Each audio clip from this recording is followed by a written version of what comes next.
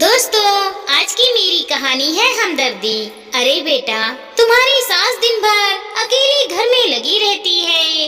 अब यह कोई उम्र है उनकी यह सब काम करने की, और तुम बस चंद रुपयों के लिए घर के बाहर बहराती घूमती फिरती हो। भला क्या मिलता है इन सब से? थोड़ी उनकी सेवा भी कर लो। अंकल, मैं कुछ समझी नहीं, आप कहना क्या चाहते हैं? अरे बेटा, थोड़ी तो समझ दिखाओ। देखो, मैं तुमसे बड़ा हूँ, इसीलिए समझा रहा हूँ। बेचारी तुम्हारी सास अकेली दिन भर घर के कामों में लगी रहती है, और तुम थोड़े से पैसे के लिए उन्हें परेशान करना ठीक नहीं। पड़ोस में रहने वाले पवन अंकल तो यह बात कहकर चले गए। पीछे मुगंधा सोचती ही रह गई कि आखिर अंकल किस बारे में बात कर रहे थे। साथ ही साथ तरुण भी हैरानी से मुगंधा को देख रहा था। उसे भी समझ नहीं आ रहा था कि अंकल ऐसा क्यों बोल कर गए। इतने में सासू माँ शोभा जी नहाकर तैयार होकर बाहर आईं। कौन था बहू? पड़ोस वाले पवन अंकल थे। उन्हें आपसे कुछ बात करनी थी। अरे, मैं तो नहाने चली गई थी। चलो कोई बात नहीं, मैं थोड़ी देर बाद जाकर खुद उनसे पूछ लूंगी। अभी पहले पूजा कर लूं, कहकर सासू माँ अपनी पूजा करने पूजा घर में चली गईं। पीछे खड़ी खड़ी मुगंधा सोचती रही कि यह पहली बार नहीं है जब किसी ने उसे समझ सीख दी है। आखिर क्या कारण है कि हर कोई मुझे समझाने को तैयार हो जाता है। खैर, मुगंधा को ऑफिस के लिए देर हो रही थी, इसीलिए उसने इन सब बातों में अपना दिमाग लगाना ठीक नहीं समझा। इसीलिए वो अपने काम में लग गई और बात आई गई हो गई। इतने में शांता बाई आई। भाभी, साफ सफाई का काम हो गया है, अब मैं रवाना होती हूँ। मम्मी जी के कमरे को अच्छे से साफ कर दिया ना? हाँ भाभी, कर दिया है। ठीक है। शांता बाई भी अपने काम के लिए दूसरे घर रवाना हो गई। तुम शांता बाई से स्पेशली मम्मी के कमरे के लिए क्यों पूछ रही थी? कुछ नहीं, बस ऐसे ही। मुगंधा ने तरुण से तो कुछ नहीं कहा, लेकिन कल शाम की बात उसे याद हो आई जब पड़ोस वाली सुनीता आंटी ने रात को वॉक करते समय उससे कहा था, कल मैं तुम्हारे घर पे गई थी, तुम्हारी सास अकेले ही अपने कमरे की सफाई में लगी हुई थी। इस उम्र में भी उन्हें इतना काम करना पड़ता है, थोड़ी मदद कर दिया करो। सुनकर मुगंधा को बहुत बुरा लगा था, पर क्या कह सकते हैं, मम्मी जी शायद अपने कमरे की सफाई कर रही होंगी। उसी समय सुनीता आंटी आ गई होंगी।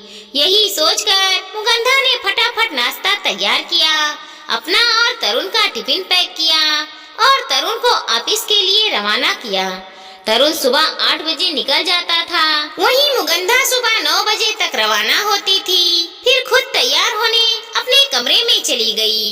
जितनी देर में मुगंधा तैयार होकर बाहर नाश्ता करने आई, उतनी देर में सासू माँ अपनी पूजा कर मुगंधा के पास आई।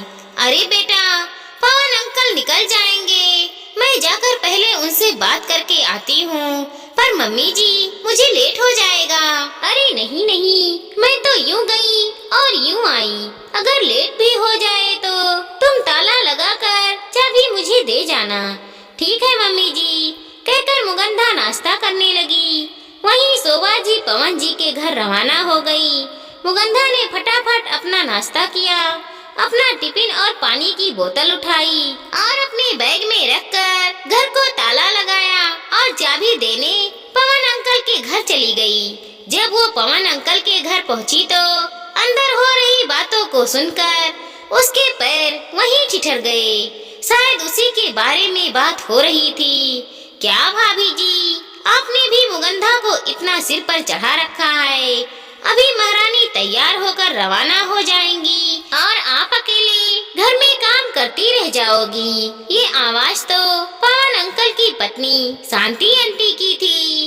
अब क्या कर सकते हैं भाई साहब, आजकल की बहुएं भी ना, उनको खुद को समझना चाहिए, पर उन पर तो आत्मनिर्भर होने की सनक सवार होती है।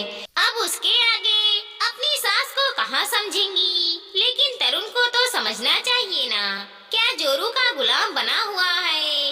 अब तरुण भी क्या करे, जब बहू समझना नहीं चाहती तो। मेरा बेटा तो बहुत ही सीधा है, पर बहू तो बहुत ही तेज है, इसीलिए दबकर रहना पड़ता है।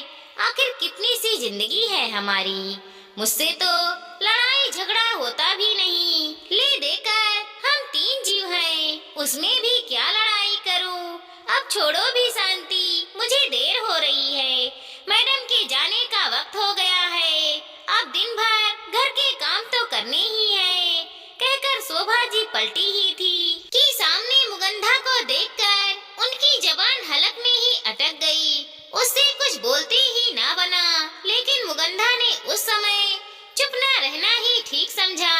मम्मी जी, कई दिनों से मैं देख रही हूँ, आते जाते लोग मुझे समझ सीख दे जाते हैं, पर मुझे समझ में नहीं आता था लोग हमारे घर के बारे में ये बातें क्यों बनाते हैं, क्योंकि आप खुद मौका देती हो उन्हें बातें बनाने का। अरे बेटा, दिल पर क्यों ले रही हो। शोभा जी तो बस अपने दिल की थोड़ी सी बात हमसे कह दिया करती थी। अब की बार पवन अंकल ने कहा, नहीं अंकल, मुझे आप लोगों से कोई शिकायत नहीं है, क्योंकि आप तो वही बोलेंगे जो आप सुन रहे हो। लेकिन मम्मी जी, इन्हें क्या मिल जाता है बेचारी बनकर, जरा मैं भी तो सुनूं। अरे बेटा, वो भाभी को इस उम्र में भी काम करना पड़ रहा है, तो शायद इसीलिए शांति जी ने शोभा जी का पक्ष रखना चाहा।